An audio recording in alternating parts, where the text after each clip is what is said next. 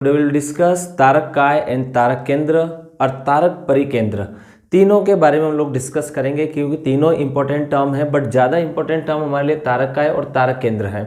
मैं आपको पूरा डिटेल से बताऊंगा। आज हम लोग डायग्राम के साथ देखेंगे। अब नेक्स्ट हम सबसे इंपॉर्टेंट बात कर रहे हैं तारक काय। रीट के सिलेबस के अंदर जो इंपॉर्टेंट है वो तो मैं स्टार मार्क करवाऊंगा ही, इसके अलावा भी आपको ध्यान रखना है। यहाँ पे सबसे इंपॉर्टेंट है कि आप पूरा वीडियो देखेंगे तो आपको पूरी एकदम डिटेल से बात समझ में आ जाएगी। वो मैंने जो जगह छोड़ी है खाली वो भी हम पूरा देख लेंगे। सबसे पहले तो अगर हम बात करें तारक काय की, तो तारक काय कैसा कोशिकांग है ये पता होना चाहिए। पिछले वीडियो में आपको मैंने बताया था कि तारक काय और राइबोसोम दोनों ही झिल्ली रहित कोशिकांग है, और राइबोसोम पादप कोशिका और जंतु कोशिका दोनों में ही देखने को मिलेगा, और प्रोकैरियोटिक और यूकैरियोटिक दोनों में देखने को मिलेगा। अगर हम तारक काय की बात करते हैं तो तारक काय आपको केवल और केवल यूकैरियोटिक कोशिकाओं में ही देखने को मिलेगा, ये प्रोकैरियोटिक में देखने को नहीं मिलेगा। दूसरी बात, अगर पादप और जंतु की बात करें तो ये केवल और केवल आपको कौन सी कोशिकाओं में देखने को मिलेगा? जंतु कोशिकाओं और कुछ शैवाल और कवकों के अंदर देखने को मिलेगा। तो सबसे पहला अगर एग्जाम में पूछ लें कि इसकी खोज किसने की, तो आंसर होगा टी बावेरी। और यहाँ पर ध्यान देना, अगर सबसे पहले पूछ लिया कि तारक काय शब्द किसने दिया, तो भी आंसर क्या होगा? टी बावेरी। क्या होगा? टी बावेरी। क्योंकि एग्जाम के अंदर देखो माइटोकॉन्ड्रिया जब हम पढ़ेंगे तो माइटोकॉन्ड्रिया में क्या है, शब्द किसने दिया, खोज किसने की, वो अलग अलग है। लेकिन यहाँ पर तारक काय की खोज भी किसने की है? टी बावेरी। और शब्द भी किसने दिया है? टी बावेरी ने ही दिया है। दूसरी बात, ये पादप कोशिकाओं में क्या होते हैं? अनुपस्थित। ये स्टार मार्क कर लेना आप लोग। और दूसरी बात, ये कहाँ पर उपस्थित होंगे? तो केवल और केवल ये जंतु कोशिकाओं में ही क्या होते हैं? उपस्थित होते हैं। इसके अलावा कुछ शैवाल और कवकों के अंदर भी क्या होते हैं? तारक काय अनुपस्थित होते हैं। अब आपको ध्यान है कि यहाँ पे मैंने अभी आपको बताई थी प्रोकैरियोटिक और यूकैरियोटिक की बात। तो देखो जंतु कोशिकाएं सारी क्या होती है? यूकैरियोटिक। शैवाल भी क्या होते हैं? यूकैरियोटिक होते हैं, क्योंकि प्लांटिक किंगडम के मेंबर है। पादप जगत में जो थैलोफाइटा है वहाँ पे रखे गए हैं, तो ये भी यूकैरियोटिक है। और कवक, जहाँ पर कवक की कोशिका भित्ति काइटिन की बनी होती है, मैंने आपको बताया था कोशिका भित्ति और कोशिका झिल्ली वाले में यहाँ पे सेलुलोज, हेमीसेलुलोज, गैलेक्टोज, पेनोज की बनी होती है। अब हम बात कर रहे हैं तो तारक काय में पहली बात तो ये हो गया झिल्ली रहित कोशिकांग, केवल जंतु कोशिकाओं, कुछ शैवाल और कवकों में उपस्थित होगा, और पादप कोशिकाओं में क्या होता है? अनुपस्थित होता है। तो एक तो ये हो गया पादप कोशिकाओं में अनुपस्थित। और उपस्थित कहाँ कहाँ पर होगा? तो जंतु कोशिका, शैवाल और कवकों के अंदर ये क्या होता है? उपस्थित होता है। दूसरी बात, अब यहाँ पर एग्जाम में इसका सबसे इंपॉर्टेंट जो पहले चीज़ है वो मैं वही बता रहा हूँ। अगर एग्जाम में आपको इसके कार्य पूछ लेते हैं, क्या पूछ लेते हैं? कार्य। तो ये तो है इसके, मैंने लिखे हैं कार्य तीनों। तो सबसे इंपॉर्टेंट कार्य अगर तारक काय का कोई है तो वो ध्यान देना, वो क्या है? तर्कु तंतुओं का निर्माण। अभी हम पहले इससे पहले एक और बात करते हैं यहाँ पर तारक केंद्र और तारक परिकेंद्र के बारे में। जैसे कि मान लीजिए ये कोशिका है और ये कोशिका के बीच का क्या है? केंद्रक है। इस केंद्रक के समीप यानी कि केंद्रक के पास में आपको बिंदु के जैसी कुछ संरचना दिखाई देगी, और इन्हीं बिंदुओं वाली संरचना को हम क्या बोलते हैं? यहाँ पर इस तरीके से आपको कुछ दिखाई दे तो समझ जाना कि वो क्या है? तारक काय है। तो यहाँ लिखा है कि ये कहाँ स्थित होते हैं? केंद्रक के समीप स्थित होते हैं। कहाँ पर स्थित होंगे? केंद्रक के समीप। दूसरी बात, एक या दो बिंदुओं युक्त सघन अंगक। आपको ऐसा दिखाई देगा यहाँ पर एक या दो बिंदु है, वो जो बिंदु लाइक स्ट्रक्चर दिखाई दे रही है केंद्रक के पास, उसी को हम क्या बोलते हैं?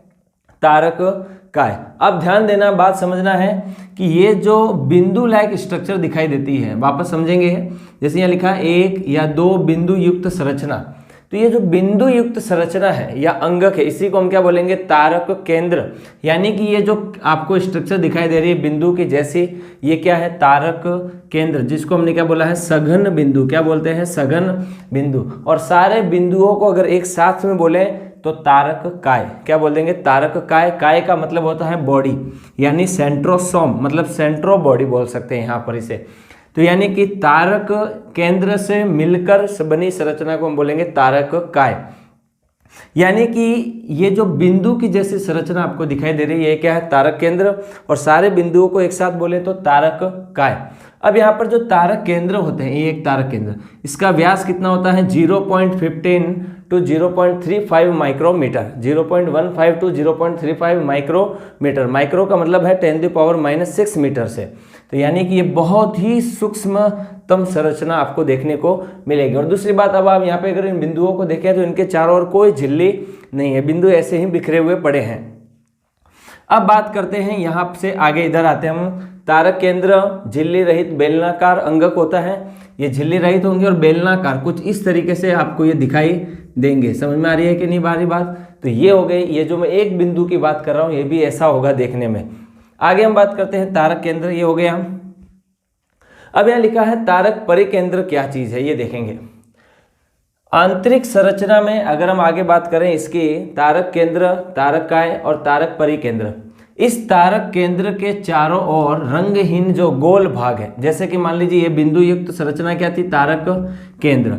अब इस तारक केंद्र के चारों ओर जो क्या है, लिक्विड भरा हुआ है। जैसे अब ये फोटो देखेंगे, ये जो मैंने रेड कलर की बनाई है, ये इसकी कोई झिल्ली मेम्ब्रेन नहीं, एक तरीके से इसको हम एक तरीके से कवर्ड करके स्ट्रक्चर को पढ़ रहे हैं। तो यहाँ पर जो ग्रीन कलर में आपको ये दिखाई दे रहा है, ये पूरा क्या है, परिद्रव्य, जिसको हम बोल देंगे तारक परिकेंद्र, यानी कि तारक केंद्र के चारों ओर रंगहीन गोल भाग। तो ये जो पूरा भाग दिखाई दे रहा है, ये कौन सा हो गया, तारक परिकेंद्र, जो ग्रीन कलर वाला भाग है। समझ में आ रही है क्या नहीं आ रही बात? तो तारक केंद्र जो बिंदु युक्त संरचना है, और इस तारक केंद्र के चारों ओर जो ग्रीन कलर की संरचना, उसे हम क्या बोलेंगे, तारक परिकेंद्र। अब हम बात करते हैं तारक परिकेंद्र के अंदर कौन कौन से इंपॉर्टेंट स्ट्रक्चर हैं। डायग्राम के साथ साथ समझेंगे, पूरा समझ में आ जाएगा, देखेंगे। उससे पहले हम तारक काय के कार्य को देखते हैं, ये ज़्यादा इंपॉर्टेंट है एग्जाम के अंदर। तो देखो, इसका सबसे इंपॉर्टेंट कार्य है तर्कु तंतुओं का निर्माण। और ये जो तर्कु तंतु का निर्माण है वो कब होगा, कोशिका विभाजन के समय। ये एग्जाम के अंदर इंपॉर्टेंट क्वेश्चन है जो कि पूछा जाता है कोशिका विभाजन के समय। इसको आप जितने स्टार लगा सकें उतना कम है कि तारक काय का सबसे प्रमुख कार्य क्या है, तो तर्कु तंतुओं का निर्माण। और ये तर्कु तंतु का निर्माण कब होता है, जब कोशिका का विभाजन होता है। आपने इस तरीके की स्ट्रक्चर पढ़ी होगी, वहाँ पर देखे होंगे कि ये जो तंतु यहाँ से निकलते हैं ध्रुवों की ओर से, जो क्या करते हैं, गुणसूत्रों को बीच के अंदर मध्य स्थिति में क्या है, लाके रखते हैं, जिसको हम मीजोफेज बोलते हैं। तो ये जो तर्कु तंतु हैं, इनका निर्माण कौन करते हैं, यही तारक काय करते हैं। और कब करते हैं, कोशिका विभाजन के समय, कोशिका विभाजन के दौरान। आगे हम बात करते हैं दूसरी बात, शुक्र जनन में। जब शुक्र जनन का मतलब जब शुक्राणुओं का निर्माण होता है, तो शुक्राणुओं के निर्माण के समय जो पूंछ होती है शुक्राणु की, जो स्पर्म की टेल होती है, वो भी कहाँ से बनती है, तारक काय से ही क्या होती है, उद्भव, यानी वहां से बनती है।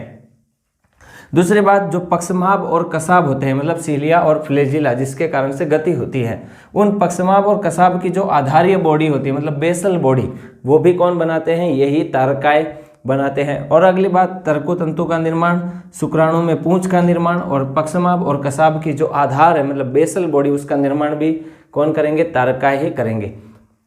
अब नेक्स्ट हम बात करते हैं डायग्राम की। तो डायग्राम के अंदर आपको देखना है सबसे पहले ये कि ये जो तारक केंद्र है, एक ये तारक केंद्र का फोटो है, यानी कि तारक काय किससे बने हैं, तारक केंद्र से। और तारक केंद्र के चारों ओर जो लिक्विड भाग है, जो रंगीनहीन भाग है, वो कैसा है, रंगीन भाग, रंगहीन जो कि गोल भाग हमारे को दिखाई देगा, वो कैसा होगा, उसको हम क्या बोलेंगे, तारक परिकेंद्र। अब ध्यान देना, ये जो बीच की स्ट्रक्चर हमारे को दिखाई दे रही है ब्लैक कलर के गोले में, ये क्या है, एक बैलगाड़ी के पहिए के जैसा दिखाई देता है, जिसको हम क्या बोलते हैं, हब बोलते हैं। अब यहाँ समझेंगे, प्रत्येक सूक्ष्म नलिका, सॉरी यहाँ से देखते हैं, आंतरिक संरचना में 3-3 के 9 समूह में, 3-3 के 9 समूह, देखो ए, बी और सी, 3-3 के क्या है, 9 समूह है यहाँ पर।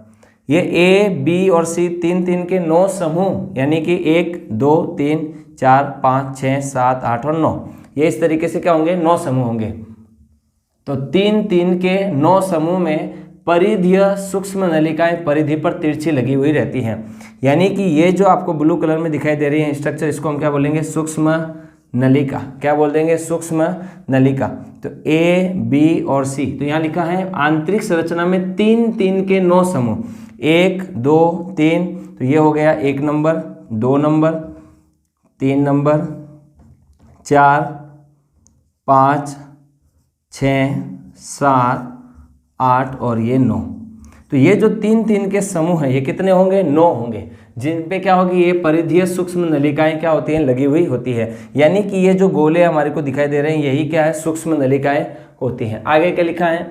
प्रत्येक सूक्ष्म नलिका की दीवार में, प्रत्येक सूक्ष्म नलिका की दीवार में, मतलब यहाँ पर ये वाली बात कर रहे हैं, क्या होते हैं? ट्यूबुलिन प्रोटीन और कुछ वसा और एटीपेज एंजाइम। क्या होंगे? एटीपेज एंजाइम, जिसमें क्या होंगे? 13 तंतु होते हैं। अब ये 13 तंतु कैसे हैं? जैसे कि ये गोला मैंने एक बात की, ये रहा एक गोला, इसके अंदर 13 ग्लोबुलर प्रोटीन्स होंगे, कुछ वसा भी होगी और कुछ एटीपेज एंजाइम भी यहाँ पर आपको देखने को मिलेंगे, जो कि क्या बना रहे हैं? घेरा बना रहे हैं। आगे बात करते हैं केंद्रीय छड़ाकार भाग। ये वाला केंद्रीय छड़ाकार भाग जो कि प्रत्येक तिक्र समूह के प्रथम सूक्ष्म नलिका से एक तंतु द्वारा जुड़ा रहता है। देखो अब जैसे कि ये सूक्ष्म नलिका है तो इसकी ये किससे क्या हुआ है? तंतु के द्वारा जुड़ा हुआ है। ये सूक्ष्म नलिका, ये सूक्ष्म नलिका ये से एक तंतु के द्वारा जुड़ी हुई है। तो ये सारी क्या होती हैं? एक दूसरे से तंतु के द्वारा जुड़ी हुई रहती है, जिसको क्या बोलेंगे? तंतु। क्या बोल देंगे? स्पोक का मतलब होता है तंतु। और इनकी संख्या कितनी होगी? 9। अभी मैंने गिना के बता दिया आपको। दूसरी बात, बैलगाड़ी के पहिए के समान ये क्या होती है? संरचना बना लेती है एक तरीके से, और जिसमें क्या होते हैं? 9 डंडे, यानी कि कुछ इस तरीके से। ये बीच में क्या है? छड़, और ये क्या है? तंतु है। 1 2 3 4 5 6 8 9। तो ये जो तंतु बन रहे हैं यहाँ पर 1 2 3 4 5 6 7 8 और 9, ये जो तंतु है ये तो तंतु, और ये क्या हो गया? बीच में बैलगाड़ी के पहिए की जैसी संरचना, जिसको हम क्या बोलते हैं? हब। और ये क्या है? एक तरीके से सूक्ष्म नलिका। और एक सूक्ष्म नलिका 13 ग्लोबुलर सब प्रोटीन से क्या होती है? मिलकर के बनी हुई होती है। तो ये जो है ये इसको ध्यान रखना है। दूसरी बात, ये जो तंतु है और इससे ये जो अपनी सूक्ष्म नलिका जुड़ी हुई है, जो कि हमने क्या बोला है कि 13 ट्यूबुलिन प्रोटीन, वसा और एटीपेज एंजाइम से बनी होती है, जो यहाँ पे किससे जुड़ी होती है? पिन हेड से जुड़ी होती है। बीच वाले भाग को हम सेंट्रल रोड हब कहते हैं, जिसको हम बैलगाड़ी के पहिए के समान संरचना बोल रहे हैं। और ये आपको ध्यान देना है, ये एक जो हमने बनाया है ये इस तरीके से होता है। समझ में आई कि नहीं बात? और यहाँ पर ध्यान देना, इसको हम क्या बोलेंगे? ट्रिपलेट। ट्रिपलेट का मतलब है कि ये 3 एक जोड़े में हैं, और ऐसे से कितने जोड़े होंगे? 9, और ये 9 तंतु होंगे बीच में, और ये इससे जुड़े हुए रहेंगे। इस तरीके से तारककाय वाला जो भाग है वो आज हमारा क्या होता है? कंप्लीट होता है। सो मिलते हैं नेक्स्ट वीडियो में। Thanks for watching. जय हिंद, वंदे मातरम।